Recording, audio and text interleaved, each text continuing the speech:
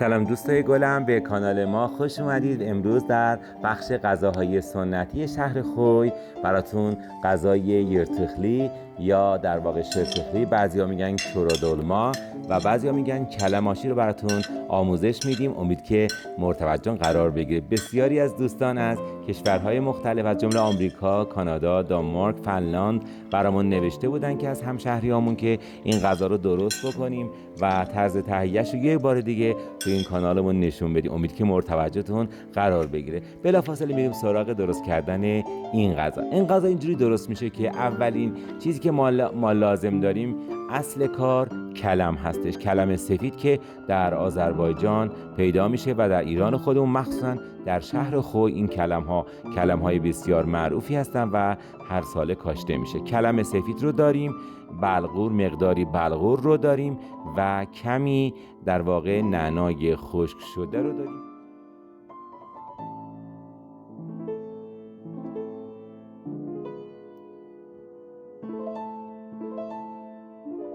طرز تهیهش اینه که اولین کاری که میکنیم اول این بلغورها رو خیس میکنیم و تو دمای ملایم حدود 1 ساعت اینا رو میپزیم و کمی هم خیلی کم بهش برنج خام رو اضافه میکنیم که پخته بشه و بعد میریم به سراغ کلم هامون. به مقدار لازم کلم ها رو خورد میکنیم به این شکل و اونها رو بعداً شستشو میدیم و بعد از شستن اونها رو به غذای خودمون بعد 1 ساعت پخته شدن بلغور هامون اضافه میکنیم.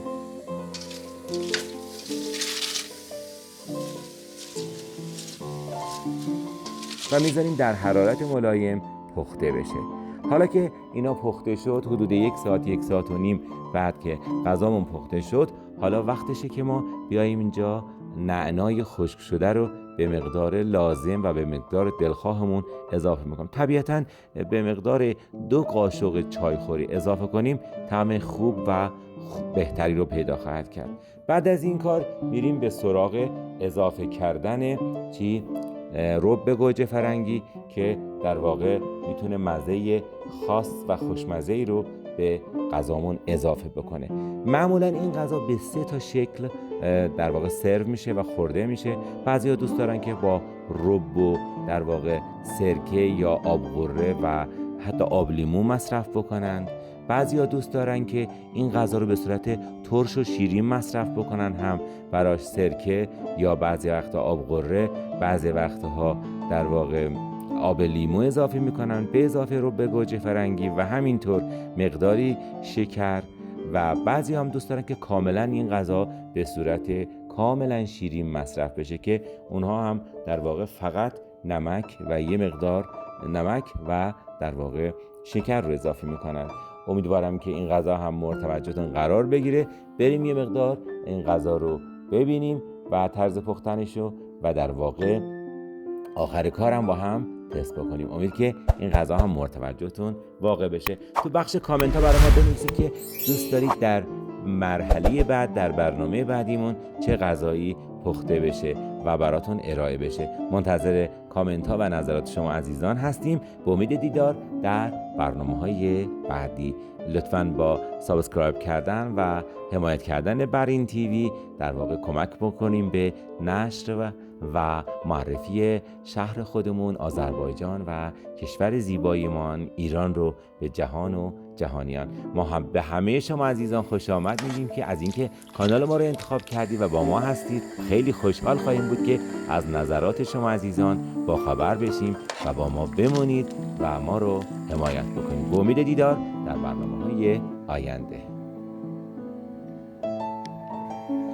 Okay guys, based on your interest you can add lemon juice or veg juice or vinegar. I prefer to add veg juice. Sometimes I like to add lemon juice, but this time I'm going to test it with 2 juices and I will tell to you which one is the best and tastes good. Okay, now let's go. This one is lemon juice and this one is veg juice, and I'm going to add veg juice to it to test it.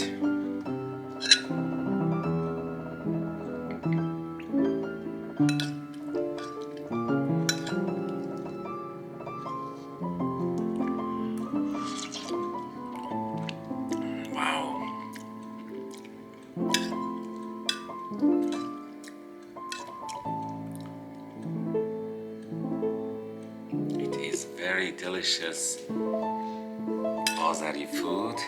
As I mentioned, its name is irtikhli.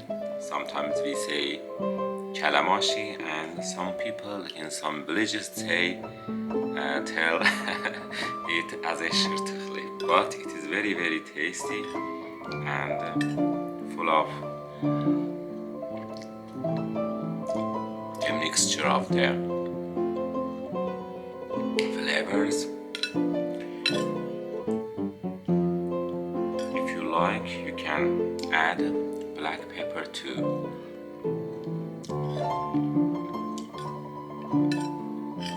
Dish hash can be eaten with bread, or you can take it by itself.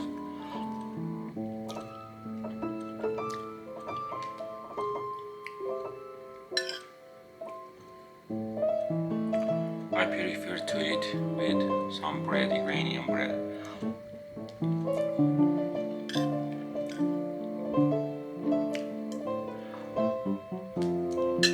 Please make this food and enjoy Azeri Khoy traditional food. I wish you liked this video. If you like this video, please give a big thumb, also share it with your friends. And if you liked to see more videos about the culture, the food, about the historical places in Khoy City, especially about West Azerbaijan, Iran and Azerbaijan, please subscribe to our channel and share it with your friends. See you soon on next videos. Until then, have a nice time and enjoy. Thank you so much.